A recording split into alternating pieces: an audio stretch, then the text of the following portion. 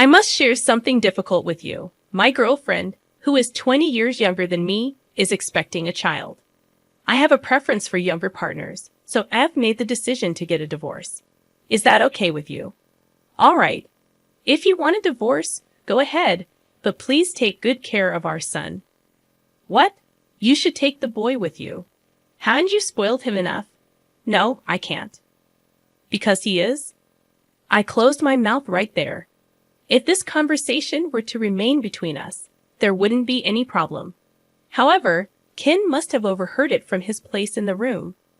What would he think if he heard this? That was my only concern. Still, I must respond. Otherwise, this man will not understand the gravity of the situation. Destroying our happiness and only thinking about his own, that's too selfish. I won't stand for it. Just as our happiness was taken away, I want to take his away too. Driven by such feelings, I decided to confront Ted with a shocking truth. My name is Mila Davis. I am 41 years old, living with my husband Ted and our high school junior son Ken. I married Ted 13 years ago when I was 28.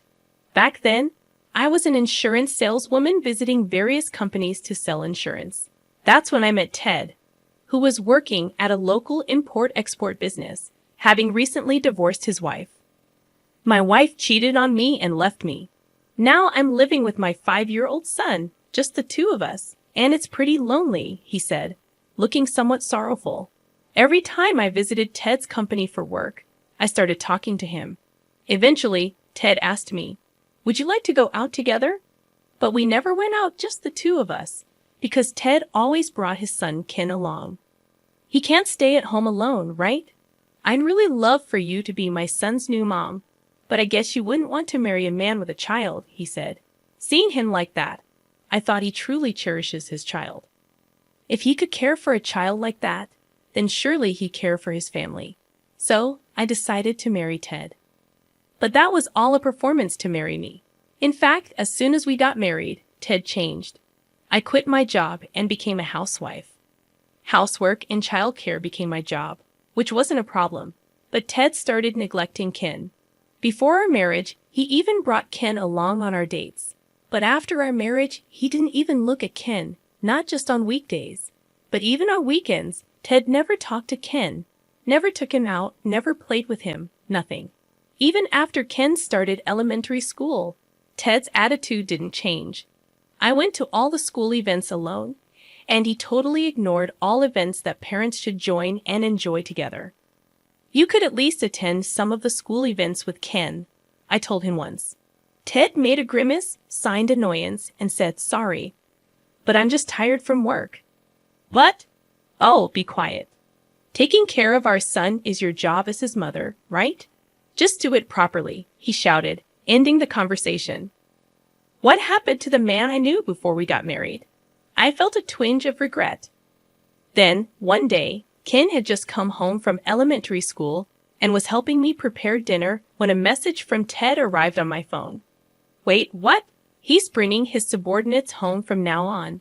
Apparently, he was going to bring several colleagues home. Ted had just been promoted to team leader, so he probably wanted to deepen his relationship with his new subordinates. What should I do? We don't have any food stored. They would surely end up drinking at our home. And if that's the case, we'll need some snacks. It's not even an hour's drive from the office to our home. After some thought, I decided to go to the nearby supermarket to buy some ingredients. When I arrived home, I immediately started cooking in a rush. I'll help too, offered Ken. Oh, thank you. Then, could you please get the dishes ready? We worked hard, but there were limits to what we could prepare. Ted arrived home when only about half of the preparations were done. I'm home. Hey, I brought my colleagues, Ted shouted at the entrance. I greeted them briefly and led them to the room, serving beer and snacks. As I contemplated the next dish, Ted came into the kitchen and asked, Hey, what's happening with the food? I told you in advance. I'm cooking right now. There are snacks, so it should be okay for now. What have you been doing? If you could notify me a bit earlier, stop complaining. You should have this ready. Do you want me to be embarrassed? I was shouted at and left speechless. There were countless things I wanted to rebut, but the sound in the kitchen could be heard in the living room. The guests must have felt uncomfortable too. Thinking so, I couldn't say anything in response. In the end, I silently endured our guests. But once they had left, I had a big fight with Ted. I was angry at Ted for shouting at me just because of his own convenience. Ted puckered his lips and said in a childish manner, "Okay, fine. I'll have a party and some venues from now on. Happy now." After that, Ted started hanging out more. His spending got wilder, and he would head out early on his days off. By then, Ken had become a 7th grade student, and it started costing money for things like after-school programs. That's when I talked to Ted about wanting to start a part-time job. A part-time job. What, you want money for leisure? No, that's not it. It's for things like Ken's tuition for the after-school programs. Oh, I see. Do whatever you want. Even though Ted, perhaps because he was drunk, gave a careless response, I got his word, and so I started a part-time job as an insurance agent. I asked a former boss from the company I worked at before marriage to make me a part-time employee. This should make things a little easier. Even then, because Ted complained, I couldn't slack off on housework. The time I could work was limited, and I had to prepare dinner before Ted got home. I managed my time well and kept working. Then, one day, I accidentally let work run late. I hurried home, but Ted had already returned. As soon as he saw me, Ted asked with a sullen face, "Where have you been?" "I was at my part-time job." "Part-time job? You weren't cheating on me, were you?" Ted stared at me intently. "There's no way that's true." I denied it firmly, but Ted kept looking at me with suspicious eyes. Just as I was wondering what to do, Ted reached out for my smartphone. "Let me see. I'll check if there are any men's names." "Stop it. Shut up." Ted forcefully snatched my phone and began to check the contacts. He quickly found my boss's name. "Hey, who's this? It's a man's name, isn't it? He's your lover, ain't he? All right then." Before I could react, Ted dialed my boss. "Stop it. You just keep quiet." Thankfully, the misunderstanding was cleared up quickly. I extended my sincere apologies to my boss, urging Ted to do the same. However, he simply looked away, blaming me for making the situation appear dubious. "Your fault for making it look like you're doing something wrong," he insisted. Since then, our relationship took a downward turn. Even as Ken progressed to the 9th grade, nothing changed. I couldn't help but question whether it was okay to continue in this strained relationship. Despite my concerns, I struggled to find a way to mend our relationship. Before I knew it, Ken had become a senior in high school, preparing for college. Recently, the atmosphere between Ted and me had turned icy, and arguments at home became rare. At least this way, it wouldn't adversely affect Ken's studies. I thought things could remain like this until Ken entered college. Then, one day, my job required me to be near Ted's workplace. If our relationship had been better, I would have invited him to lunch. As I muttered this, I noticed Ted's car across the intersection. Wait, is that Ted? With who? Squinting, I saw 2 people laughing and chatting, and the word infidelity flashed in my mind. Accusing others of infidelity while doing it yourself, what a joke. I was too stunned to say anything. Secretly, I took a picture of them and went to a private detective to investigate Ted. I probably knew the answer already. The idea of divorce was already planted in my mind. But evidence was crucial, so I waited for the results of the investigation. About a month later, the results arrived. And they were damning. He really had the nerve. Just divorcing didn't seem enough anymore. How should I get back at him? On a certain day off, lost in my thoughts, Ted, who was supposed to be out, came home unexpectedly. Rushing over to me, he exclaimed, "I'm sorry, but my girlfriend, who's 20 years younger, is pregnant." What? I couldn't believe my ears, but there he was, a smirk on his face, declaring, "So yeah, my girlfriend, who's 20 years younger, is pregnant. I prefer younger women, so I'm gonna divorce you. That's fine, right?" Well, he certainly had the guts to confess his affair himself. However, I saw this as an opportunity. With this in mind, I decided to seize the moment. Go ahead and get married, but please take care of our son. With a smile on my face, I said this, seemingly catching Ted off guard. What? You should take our son with you. I've always been so fond of him. I don't want to, because that boy is... I carefully chose my words, aware that Ken, studying in his room, could hear me. What would he think if he heard this? That was my only concern. Nevertheless, if I didn't stand up to him now, he wouldn't understand the gravity of the situation. It was far too convenient for him to destroy our happiness and go off to find his own. I wouldn't let that happen. I wanted to snatch away his happiness, just like ours was taken from us, driven by these thoughts. I decided to confront Ted with a truth that would stun him. I hate to break it to you, but isn't Ken your son? He's not mine. What are you talking about? We're married, right? If we're married, then our child is our child, right? Ted declared, looking smug. At that moment, I was at a loss for words. Is this guy an idiot? He's 4 years older than me, and he knows nothing. I was too stunned to say anything, surprised at his lack of understanding. I exhaled deeply and hit Ted with the truth. Ken is your child with your ex-wife, right? So what? In other words, to me, Ken is your stepchild. To make a stepchild one's own, one must adopt them. Ha, adoption. Ted furrowed his brow. Generally speaking, stepchildren remain just that, stepchildren. To act as a real parent, the only way is to adopt them legally. Without doing that, you can't have parental rights, and the child won't be legally recognized as yours. Of course, socially. They may be seen as your children, but there's no legal binding. A step-parent has no legal obligations, and a stepchild has no rights to the parent's inheritance. I explained to Ted, I didn't adopt Ken when I married you.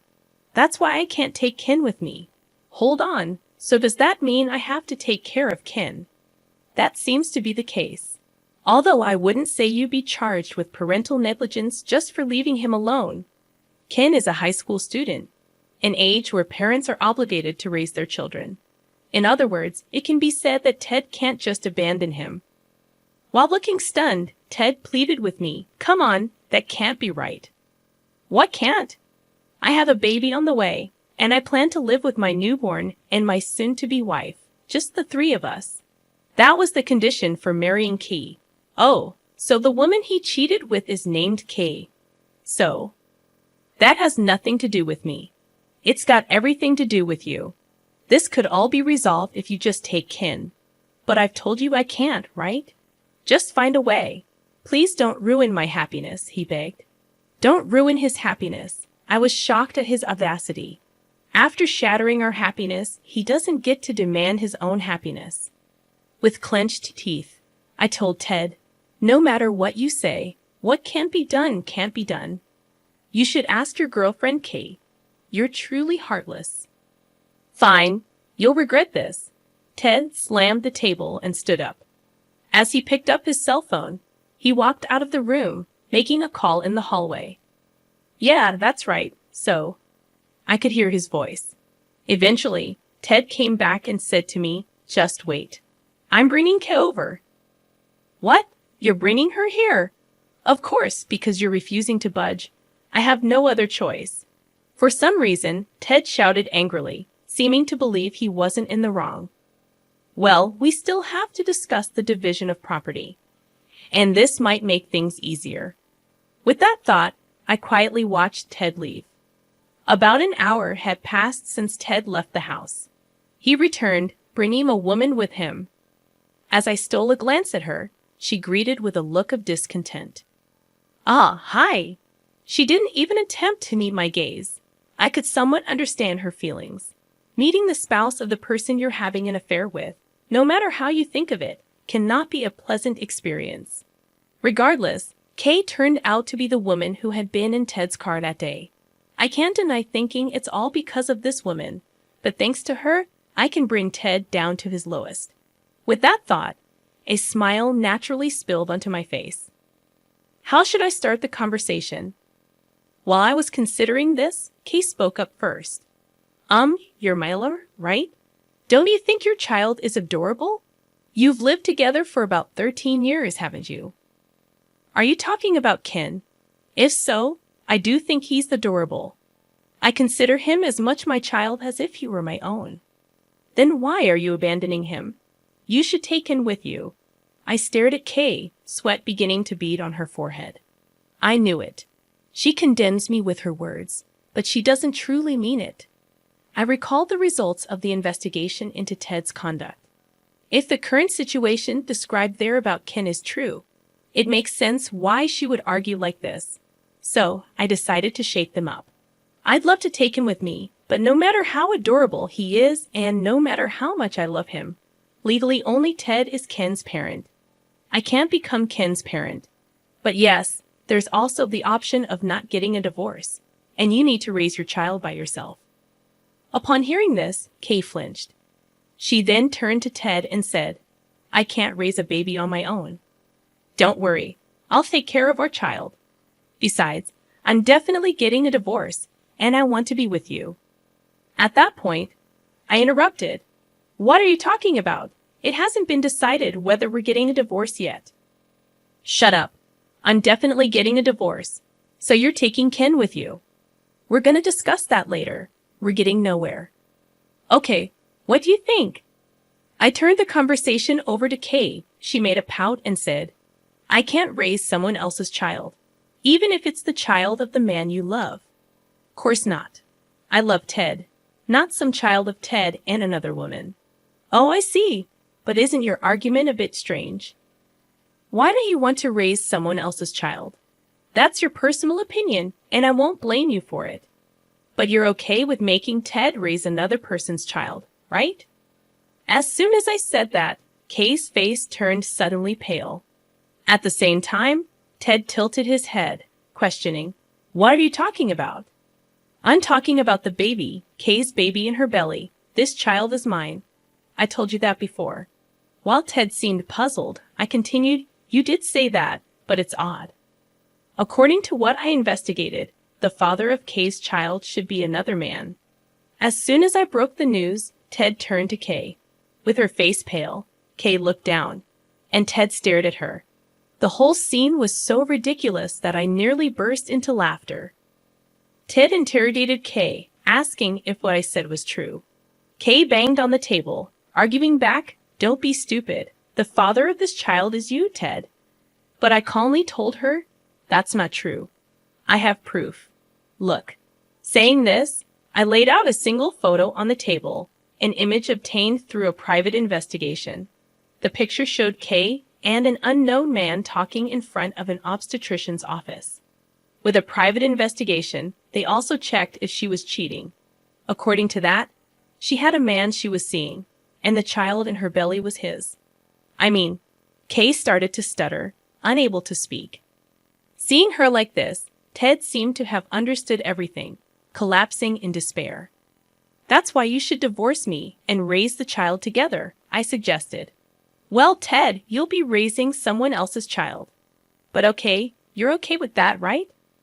No way. Don't forget about Ken, okay? Ted pleaded. Wait, let's get back together, Mela. If I break up with her, you won't divorce, right? What? You're saying whatever suits you. Sorry, but I was also planning to divorce, so this comes at the right time. And I'll claim a hefty division of property.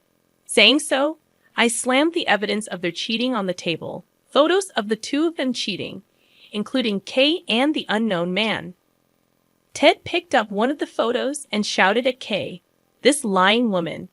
It's all ruined because of you. That's my line. You should have thought I would prefer a younger man, Kay retorted. Suddenly, Ted and Kay started fighting amongst themselves. Fed up, I said, Take your fight somewhere else, and kicked them out of the house. After that, I went to Ken's room, gently knocking on the door. Ken peeked out. I'm sorry. You heard the conversation, didn't you? Well, yeah. But that was all on my dad.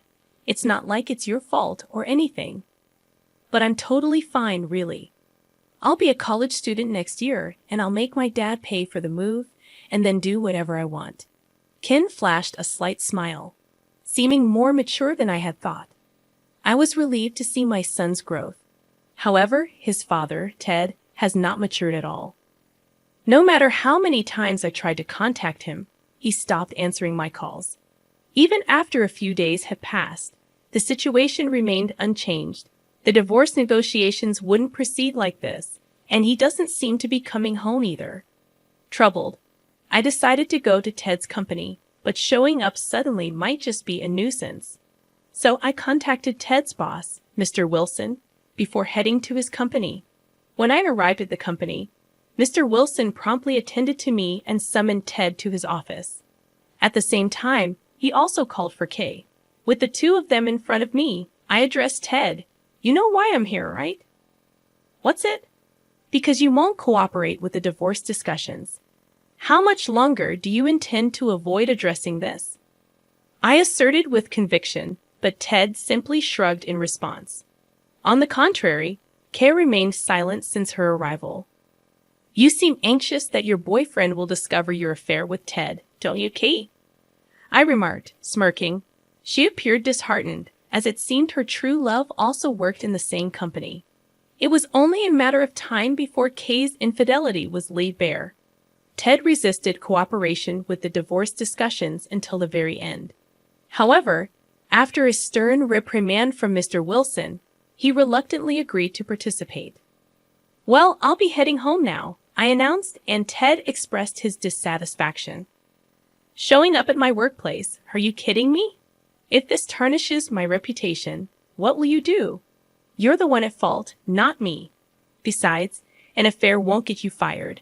In fact, you can't be fired for having an affair." Ted argued, but I was indifferent.